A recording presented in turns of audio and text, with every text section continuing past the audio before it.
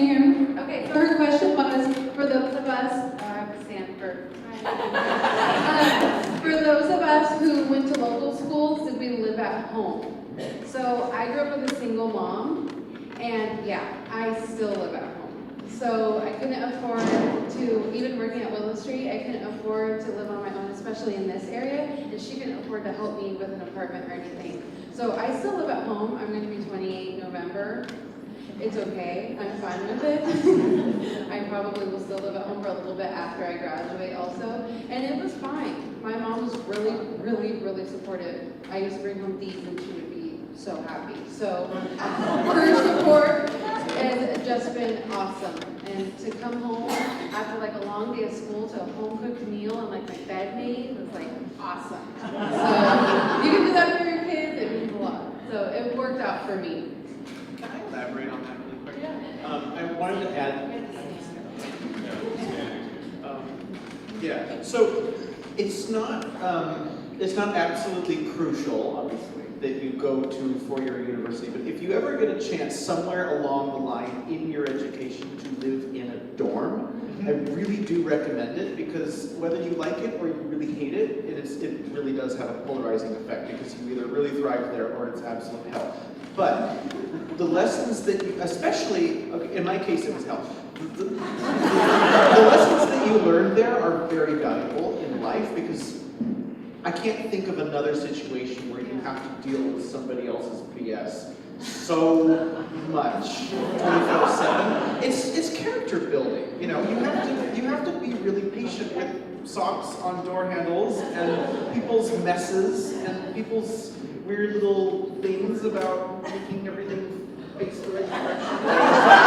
It's really, really, really difficult to live with strangers. So if you ever get the chance to do it, I'm not saying you'll like it, but it's good to try. Okay, so I actually still live at home as well. I live in the Santa Cruz Mountains, so one of the biggest things is just not being frustrated when I get home, because I get home around, I leave the house at 6 in the morning, and I get home around 7. So by the time I get home, I have to be very careful not to snap at my parents. So I've always been super, super, super close with my parents and tell them everything. But I've noticed once I've gotten into college, I have to be more aware of my relationship with them. It's doable to live at home, like we both do it, but it is a different relationship because you're busy and you have a lot of schoolwork, and sometimes your parents are just like, "How's your day?" And you're like, "It was great, leave me alone." Like, I have to. And so my parents are like standing behind me, like, "Get your homework done," but at the same time they're like, "Let's have family dinner, let's go to the beach, like let's go do this." I'm like, I don't have time. So on both parts it's doable, but you both have to be aware of what's going on and just work at that relationship a little bit harder than you did in high school. Good. Anyone else? Any other questions for our panel? Anything? Yes. I have a question. Well, Sarah, you may have probably only this is part of it. So you mentioned like San Jose State and West Valley probably are at the bottom of the list you wanted to go to. So I wanted to know if you go to West Valley or any other college, local college, what are the challenges for facing when you are wanting to move up to the next level for a full year? So you want to know the challenges between transferring from West Valley to San Jose State? Yes. Or if you want to transfer even Or anywhere else. Anywhere else. What are the challenges and how you can get, to be more prepared maybe up front before you even started in West Valley? Okay. The challenges. I think the biggest challenges for a lot of students is not knowing having any idea of what they want to do. You have to go in, you don't have to, but it's a good idea to go in with something that you want to do. Because when you go in, like West Valley, if you walk into the Career Center, they have all these sheets of paper, and it's like, these classes you have to take for this major, and it's super overwhelming. And then there's all these sites like assist.org and all these other mentor.org and whatever that help you figure out what classes you need to take at a community college in order to transfer to a 4-year. And then there's accelerated paths and everything like that. my biggest piece of advice, go talk to a counselor now. If you're thinking of going to West Valley, talk to them and be like, this is kind of what I'm thinking. What do you suggest? They might suggest taking a summer course at West Valley so you can dip your toes in different classes so you kind of have a better idea of what you're going to get into when you start going to community college. But if you work with a counselor and you have an idea of what 4-year you want to transfer to, you can look at the different classes that you have to take, and then it's easier for you to prepare your pathway to those classes. Yeah, I understand because I know of a lot of students at West Valley College that have chosen the guaranteed transfer to Cal State. Yeah. Yes, and it's simply taking care of your first 2 years of general ed requirement as long as you know the program that you want, and it's cheaper that way. It's guaranteed that you transfer, plus you're able to still get your Associate of Science degree at the same time and feel accomplished, whereas your other classmates, once you transfer to, let's say, San Jose State, won't have anything to show for their work meanwhile, except bills. Yeah, exactly. The only thing about that is you have to be careful because they're called tag agreements. It's transfer something agreement. Is it just transfer agreement? Okay. I didn't know that. So those are the pieces of papers that I was talking about on the wall. And if you take certain classes, then you are able to transfer. But then each school has individual classes that they want to have you take. So I know for me personally, I couldn't apply to certain 4 years because I didn't take their general ed classes that they wanted me to take. So you have an idea of what 4 year you want to look into, you also have to look into that as well. But talk to a guidance counselor at a community college for that advice because they know more about it. And at least my experience at West Valley, a lot of them go to these college meetings with all these different colleges, so they know a lot about these places. And a lot more than you would be able to find on a website sometimes, or they'll be willing to sit down on the computer with you, looking at their website, figuring out what classes you need to take. So, Me? Yes. I just want to thank you all for coming. I think that you've all done individually wonderfully. And I think that as parents is all what we ever want for our kids is to do what they want to do. That's great. Being the parent of more than one child, I'm interested in how you, if you have siblings, and how that has affected your careers, and also were they are they, should we say, do they go into 4-year colleges, or are they taking different paths, or how would you compare your path to their paths, and did it influence you? Are you saying how our siblings influenced our choices? Yes. I don't have siblings. And is it any wonder I can't communicate with my daughter? okay, so I have an older brother. He graduated in 2010 from here. To be honest, my brother and I had a lot of conflicts in high school. He was ASB president, 4.5, like perfect. And I hated him for it. However, tables turned. I think it was, freshman year, I don't know how much of you guys know Los Gatos history. There was a lot of suicides and deaths. I think there was 4 or 5 in 1 year. Yes. And that was super hard for our student population. And my brother went into a depression. But my brother wanted to go to UC Berkeley. And since he had the grades, he got a full ride to UC Berkeley, which was awesome for him, but he was not ready for it. He went and completely flunked his first semester. And he probably is going to hate me if he finds out I just said this. But I know! Sorry, Josh. But then he also went to a community college up there. He realized that he couldn't do it and he needed to slow down. And it switched. I went to West Valley and I was getting a 4.0. I got 1B at West Valley and I've had a 4.0 both semesters so far at San Jose State. I'm working my butt off to get those grades. But I think his pathway in high school made me realize that I wanted to work harder. I wanted to be better than him. I wanted to prove that I could get those grades. And so I think he was an inspiration to work harder. But it also caused a lot of conflicts. So, yeah. So I have an older brother and a younger brother. I'm the ill-fated middle child. And as I said earlier, my older brother went to UC Santa Cruz, and that was one of the things that spurred me to want to go there, just because I visited him one day. And funny enough, one of the things, so he had studied psychology, and that was what I was going in to study.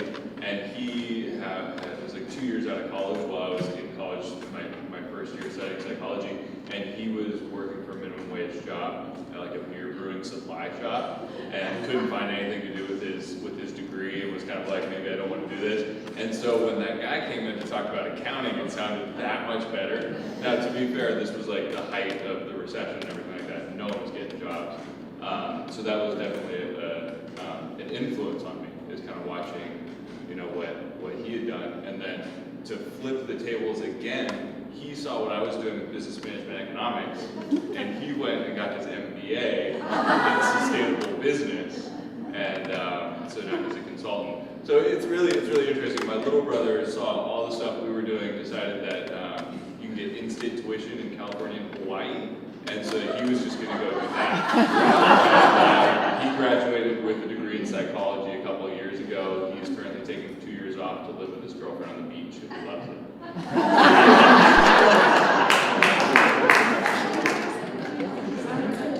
Another only child. Wow. I think you had your hand up. No? Does anyone else have any questions for our panel? Do any students have questions? I mean, I know your hair is all dragged here, but you have questions, right? But we're happy that you're here. We'll be on. Ask him anything. Yeah. We're here right now for you. I'm just concerned that we got these wonderfully glowing panelists who all went to a 4-year college or some sort of collegey, the college experience. And I don't always think that that's a choice. I'm surprised you don't have a non-college person. When I was asking for speakers, I asked quite a few different people, and not everyone could come. So these guys are all working too, but they all have different paths. Some of them didn't stay in college. Some of them went to college very late. I think they are different, but it doesn't show everything that we have in our handout. But I couldn't find everybody to fit in every spot that I would have liked. Well, don't worry, my stepson is just going to graduate from UC San Diego at 35, having gone to the community college for the first 2 years. And then my son went to Davis because he wanted to drive double-decker buses. How's that work? We will do our best to have a better variety the next time we have Life After High School. One of the times I did Life After High School, one of my students that came to talk, he had never spoken in front of anyone before. He didn't want to, but he did it for me. Thank you. But another student in the past, he had graduated just 1 year out, and he did not go to college. He went and got himself a job in construction, and he just wanted to get out of his house. It was very dysfunctional, and he needed to get out, and he went and got himself a job, and he moved out, found a little room in a house he rented, and he came and told his story. And it was very hard for him to tell that story to a group of Los Gatos, Saratoga High School District audience, and I'm so glad that he had the courage to come and tell that story. Some of the people in the audience asked him if he plans on going to college. Oh, God. And he said, no, I am not comfortable in school. It's not my forte. I am not going to be going to college. I am happy doing what I'm doing. He said exactly what he needed to say, and I was so proud of him, because I think people can put other people on the spot. But when you know that you're doing what you want to do, and that you have some self-confidence, you can be confident in front of a group. And I was really proud of him. Just like I'm proud of all of these speakers right here, just come and speak in front of a group for one thing, to tell their personal story for another thing, their struggles that they overcame. And one of the main points of all of their stories is they had struggles they didn't know, there was questions, there was obstacles. It took them a while, they failed, there was failure, they got back up, they kept trying. One of my questions that I wanted to ask that they all sort of answered already was, were there any mentors or special people in your lives that influenced you? And I think all of you did touch on that question, so I'm not going to pose that question right now, but it sounds like that's one of the most important things is if you have one person, if it's your mom, or if it's your teacher, or if it's your best friend, just one person that can influence you in a positive way to say you can do it. Because almost everyone here, I think almost everyone here had someone tell them you can't do it. And I don't know who says that, and it makes me upset. So to tell anyone you can't do it, unless it's something wrong, you know, against the law or something. But I don't like it when people tell people they can't do something and they don't even know that person. They don't know what their potential is. You hated math. That is so funny. And now that's what you do. And people would have said, there's no way, you failed math. How could you possibly? You'll never do, right? And he did it. So that's part of why I like to have my students speak, because they overcame and they kept going and they had persistence and resilience. And despite all things, they're here and they're doing what they want to do. And also, they might have started in one spot and thought one way, or a couple different ways, and then ended up in the spot they are now, which could change in the future, you never know. But like where you are, and that's a wonderful career, and we need more people like you. We need compassionate, passionate people. All of you. But I just want you to feel okay, because you were the one that said, you know, the art school, and then you changed your whole career.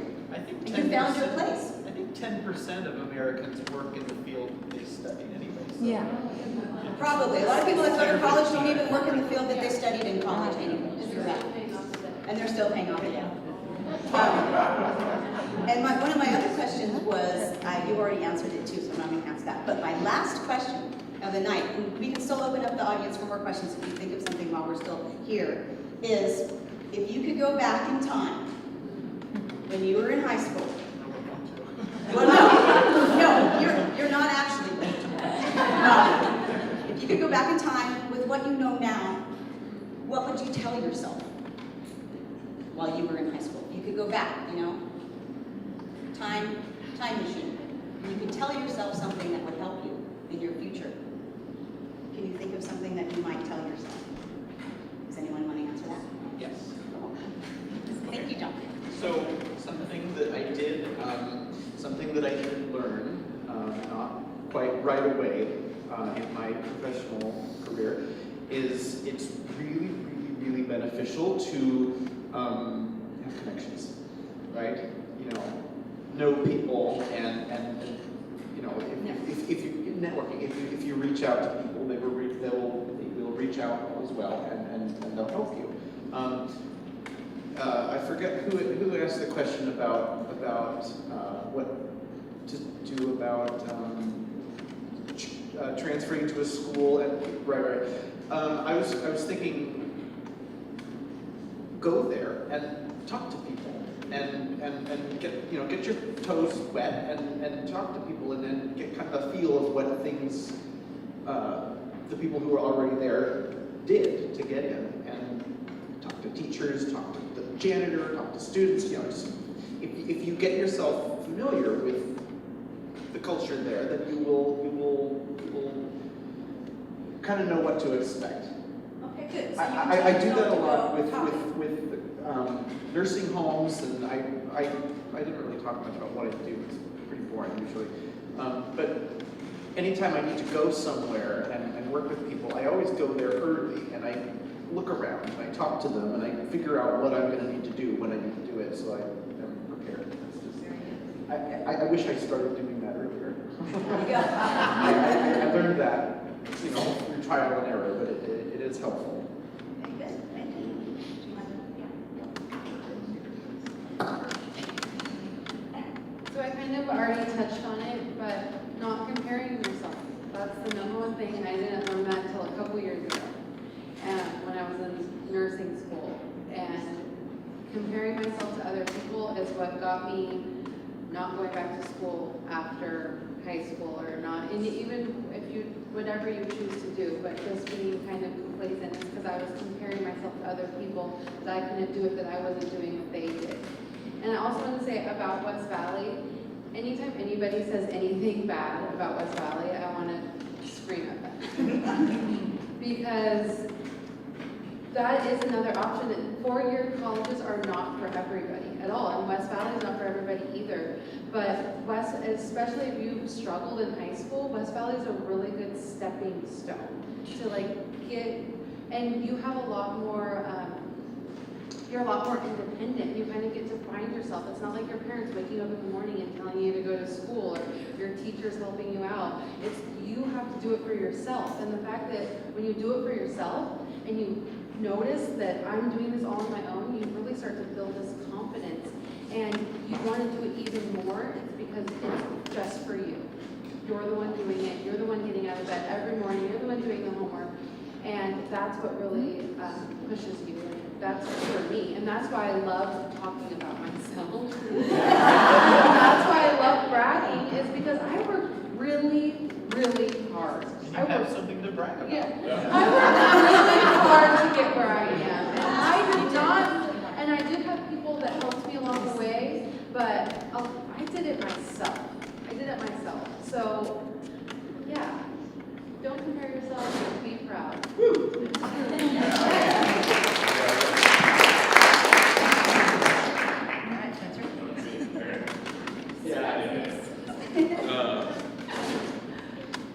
Honestly, I'd probably say she's probably not the one to my younger self, right? Like, you're probably not going to still be with your high school girlfriend.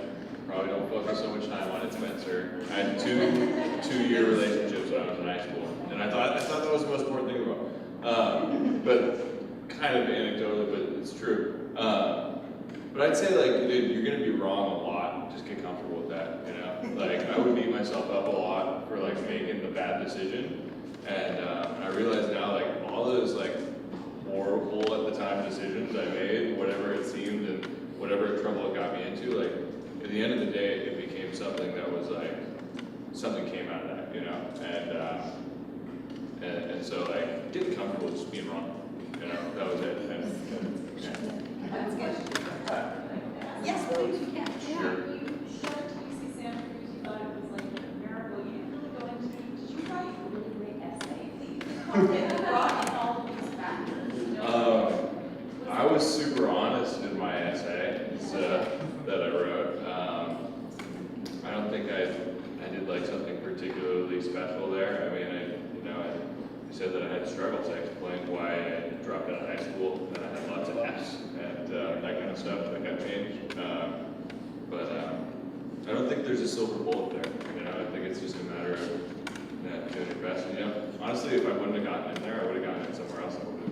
You know, and if somewhere else was, you know, the West Valley to my area, which was College of Marin, we used to call it like University of Kentfield, and it would have been fine. I have so many buddies that went there and have like super successful things, and I have a lot of buddies that went into construction or went into all these different things, and I mean, there's such a myriad of, like, when I was in high school, I didn't know there were so many different people in this world, you know, and like having like lived a few more years after high school, because this is life after high school, I realized like there's so many different people with completely different world experiences. You know, like my current boss is like this billionaire dude, and like he grew up on welfare in Canada and went to like this crappy college, you know, and then, you know, now he's, you know, controls like billions of dollars worth of capital. It's like you never know what's gonna happen, you know, it's just a matter of, you know, doing what you want to do and figuring out what happens. So I'm just talking.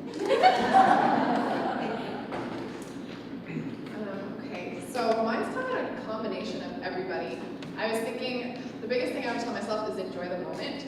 I know I was always trying to get to the next level, like graduate high school, get into college, now apply to master's programs, have a family. It just keeps going, and you never, like, I know there was a point at West Valley that I realized I was not enjoying my life, because I was always I was reaching for that AA. I wanted the next A. I wasn't making connections. I was comparing myself to everybody. So I think just reminding yourself that you're your own person, and that the moment that you're in is important, and it will probably change your life for the better. You'll find a new person that you enjoy talking to, and they'll have a career path that you never thought of. If you stop comparing yourself, you might realize how brilliant you actually are. Which I think is probably a big thing that we need to remember. Just enjoy the moment, enjoy who you are.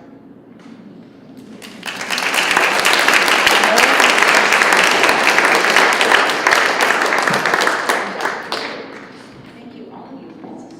Did anybody come up with any other questions they'd like to ask? Yes, sir.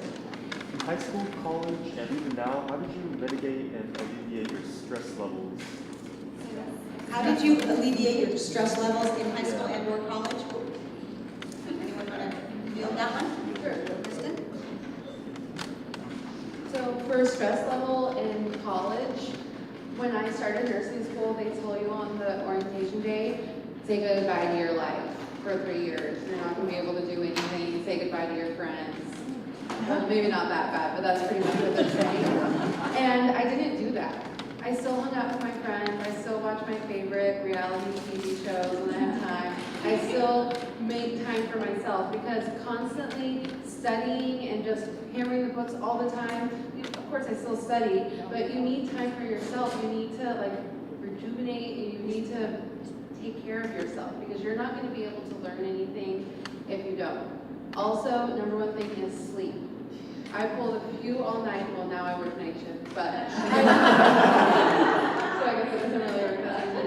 So I pulled a few all-nighters my first semester of nursing school and then I was like, I'm done. Because I did one all-nighter before a test. Only test in nursing school I ever failed is because I didn't sleep at all. I didn't sleep and I didn't eat breakfast. So sleep, I sleep like 9 hours. So sleep a lot and eat good, eat really good. So that's definitely, and that helps alleviate stress. And working out, if you like to work out. I play soccer, so that's my stress reliever. Can I dovetail on that a little bit? My job can be really depressing sometimes. Like I see a lot of death and really macabre things and really gross things. And it can be really, really sad. If you're ever in a position where you have to take care of another human being, you have to take care of yourself first in order to do that. That's why on an airplane they say attach your mask first before you do someone else, because you have to take care of yourself. That's why, yeah. Maybe they just want less. Yes, but whatever.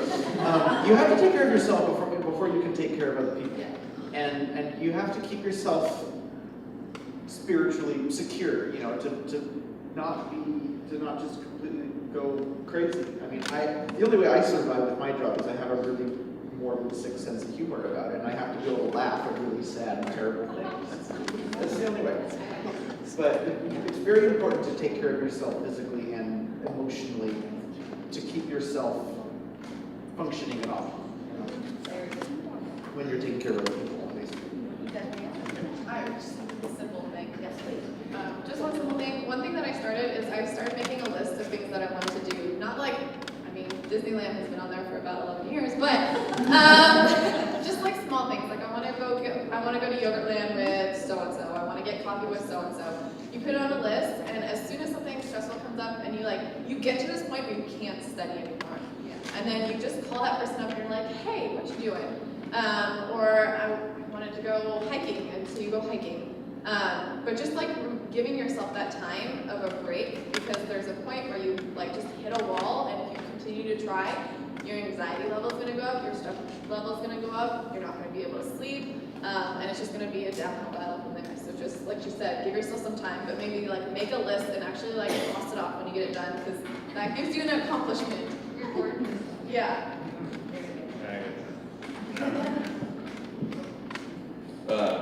I'm horrible at managing stress. I just want to be honest about that. I work in a really high stress environment. I have, and really at the end of the day, like I probably don't manage it very well.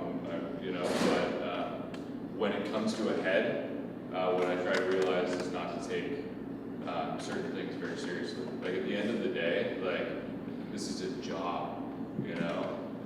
This is one test, or this is one spreadsheet, and whatever, it's not the end of the world, right? And when I get to that point, it's that reality check that I really need to have, where it kind of brings me back And then I try to take a road trip as far away from cell phone reception as possible. Spencer, actually, we need to sort of wrap things up. It's getting on to 8:30 almost, and Susie wants to. Before we do, this is a good time for Lisa, our MFT, some of you came in late, to talk a little bit about, answer your questions. So let's give her that opportunity. Come on up. Elizabeth. I'm going to be honest and say I don't think I can answer those questions any better than you four did. I think you guys were phenomenal. I so enjoyed being here and listening to all your stories. My experience is I work with teenagers all day, so I hear all their stresses and all those fears of I'm never going to make it, and this person is doing so great, and this person's got a 4.0, and all of the things that they feel like in this area. It's not okay to go to West Point. It's not okay to go to community. You guys will die. Really is the mentality that I think a lot of people have. And the reality is, it's a great place. It's a great place. You have friends there. You do well. You meet people. You learn about yourself. And I think your story, I wish you rather well. But I think that it actually really kind of talked a lot about what actually happens. That going away to a 4-year school can be really hard. It can be really overwhelming. It can be really isolating. And not everyone is prepared to deal with that. And I'm going to go so far as say with a 50% dropout rate by junior year, most people are not prepared. Half the people are not prepared. And the other half are maybe pulling themselves along. So I think in terms of the stress, you guys were just incredibly eloquent and being true to yourself and taking care about yourself and kind of being in touch with what works for you and figuring out how to go against the grain of what everyone else is saying is the path and the one path and the only path, which is baloney. Clearly, it's a bunch of baloney. There are a million paths. I went to UCSB, and freshman year, my roommate was like, you know what? Drop out and go to beauty school. And I was like, oh my gosh, I can't do that. That's just not even a thing.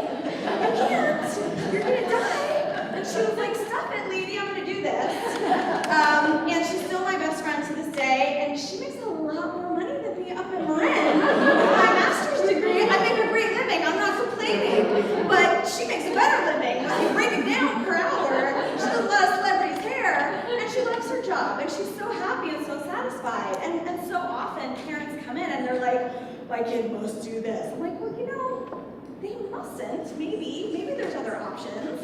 But I do think it has to do with kind of your passion and doing what makes you feel good and what you care about. And I kind of think if you're doing what you love and you're good at it, you're going to be okay. You're going to be successful one way or another and feel pretty good about where you're at. And so, I can give specific things on stress, but I don't know if it's going to be any better with what they said. So I feel like I should just cut it and talk to the people that really did a phenomenal job of talking about the reality of what it is and having the courage to do so and having the courage to come back to the high school where you're like, oh God, I want to go back there. Because you're coming back to this place where everyone's like, it's really not okay. But guess what it is? And I'm so pleased for everyone that was here to be able to hear these wonderful stories that it is. Because I don't think they get a lot of that. I think a lot of people are like, I'll just keep my stuff on the DL, and I'll do it, but I'm not going to talk about it like the people that are at Berkeley or wherever. And so I think it's so powerful for you guys to come here and say that and to say, it is okay, I did it. It's actually a pretty great place, and I'm really happy. So I'm going to end it and pass it back to the people that know their stuff.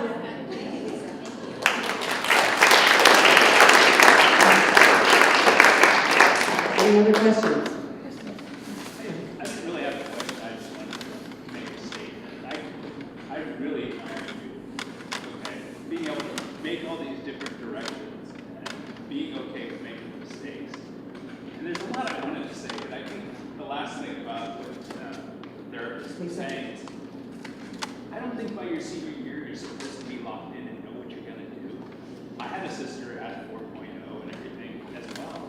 She made a lot of changes. It's okay, I think most of us don't know.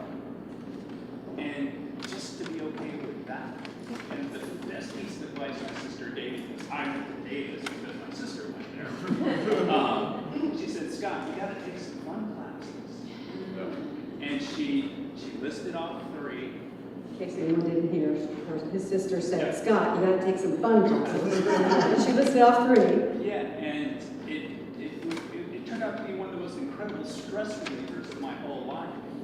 And I ended up taking this really hard upper division poli-sci class, and half the page of the book was footnotes, and I realized Mr. Spiriadakis' history class, which was like going to a drama. He was from Greece, and I got an A in that class based on my fun class. And I didn't even know it until, it happened. And it should be fun. I think you guys kind of spoke to that. And you should listen to that. If it's not fun, you probably need to take a step back. And I also went to junior college. And the last thing I would say about that, whichever one you choose, once you do decide where you want to go, you've got to talk to those counselors. Because no matter how good they are in junior college, if they make a mistake, you're going to get stuck with it. So I'll say that, when you decide where you think you want to go, try to talk to the guidance counselors at the school that you want to go Right. to. Are you able to, when you're not an enrolled student, get a hold of? Absolutely. Yeah. Yeah. Okay, so that's a really good point, actually. So the guidance counselor that finally took me in and gave me advice, when I decided on going to San Jose State, she told me that I took the wrong English class. And it freaked me out because it would make me have to stay another semester at West Valley.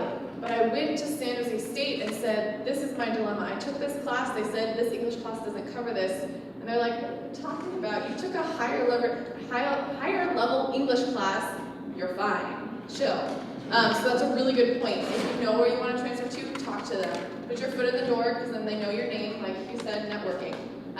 Always double check because I almost stayed at West Valley for a whole other semester that I didn't have to. Can I say one more thing? Because I love junior college. And if you look at it from a really big picture, the professors that don't care about publish and perish and actually want to teach, they want to live here too. And they are here. And I went to a junior college that was further south, and I also went to Ohlone. The professors up here, they're better. They're more demanding. They have to compete up here. And I'll you're not repeat that. discounting I went it. to West Valley for a year, and then I went to Santa Clara University for 3, and I agree, the teachers at West Valley were as good or better than the ones at Santa Clara. And I went to West Valley.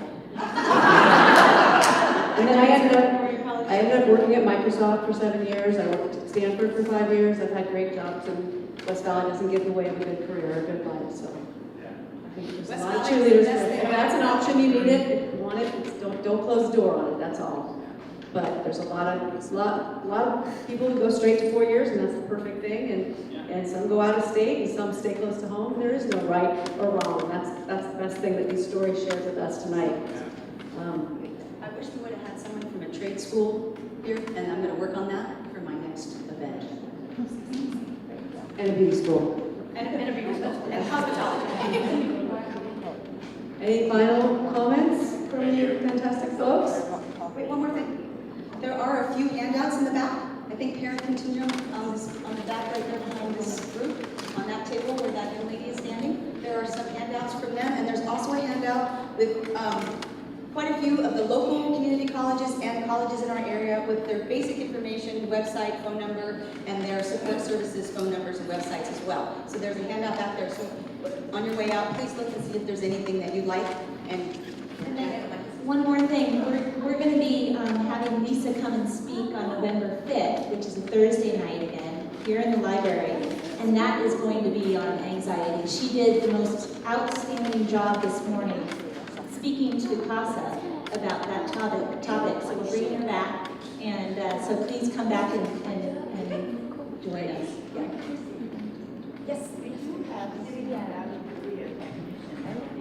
Yes. Yes. This is on here, and we didn't go through the handout. We're running out of time. On this handout, I do want to point out, Los Gatos and Central High School District are partners with Silicon Valley Career Tech Ed. It used to be called CCOC, but they've changed their name, so it's Career Tech Education. It's on in high school. It's free for our high school students. I know there's a student in here, I won't say, that actually attends there. And it's a wonderful experience. They have 50 different types of trades. They have auto tech, fire science, police academy, vet tech, medical assisting, forensics, culinary, I mean, there's 50 of them, I could just go on and on. I mean, we've listed a few on here. You can earn school credit, you go half a day there and you're half a day at your home school. You can earn school credit and college credit, depending on what courses you take. It's a wonderful way to figure out what you want to do. And you can always go to visit and tour there. And I take a group of students every spring there with my Workability program. And last year we did a broader range, so it was not just students in special education. We took a larger group and we toured there, and lots of schools tour there every year, and anyone can set up a tour, any parent, you don't have to go on tour day, you can just go there and see. And even if you don't want to go there, it's a really cool place to see, because they have 50 different careers that you would never even have thought about while you were in high school. They're not the traditional careers. So, and like you were saying, or someone else was saying about other people making more money in different careers, like cosmetology or construction, yes, the trades, auto mechanic, plumber, electrician, you can make a lot of money and be very comfortable and still live in this area. You don't have to be a lawyer or a doctor. Be a redneck millionaire. Well, I really want to thank everyone for coming. I know we could probably stay longer and talk more and answer more questions, and I'm sure I missed a whole bunch of details that I wanted to cover, but what I really wanted to do was have these speakers speak to you, and we were so grateful to have all of them here, so I want to give them all a round of applause.